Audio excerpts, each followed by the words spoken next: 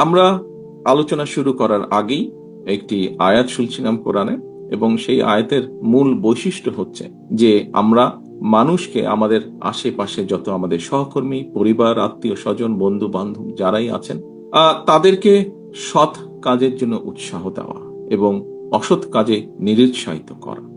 প্রিয় উপস্থিতিবৃন্দ, আমার মনে হয় এটি আমরা যদি করতে সক্ষম হই, যতটুকুই যার যতটুকু অবস্থান থেকে যতটুকু আমরা করতে সক্ষম হই না কেন, তাহলে আমরা আমাদের যে প্রত্যাশিত সমাজ, আমাদের যে প্রত্যাশিত দেশ, এরকম একটি সমাজ এবং দেশ ধীরে ধীরে পর্যায়ক্রমিকভাবে গড়ে তুলতে সক্ষম হব।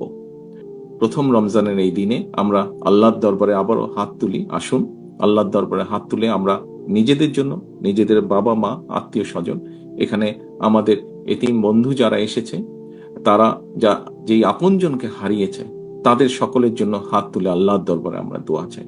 আল্লাহর দরবারে আমরা দোয়া চাই আমাদের এই যে প্রিয় মাতৃভূমি, যেটি আমাদের প্রথম এবং যেটি আমাদের শেষ ঠিকানা, সেই মাতৃভূমিকে যেন আল্লাহ একটি রহমত দেন, যে রহমতের কারণে আমরা প্রতিটা মানুষ, এই দেশের প্রতিটা মানুষ যাতে শান্তিতে আমরা থাকতে পারি, সেই রহমত যাতে আল্লাহ দেন, সেই তার জন্য আমরা আল্লাহর দরবারে হাত তুলে দোয়া চাই। এই বলেই আমি আমার বক্তব্য শেষ করছি। আল্লাহ হাফেজ। বাংলাদেশ জিন্দাবাদ, বাংলাদেশ জাতীয়তাবাদীদের জিন্দাবাদ। আসসালামু আলাইকুম।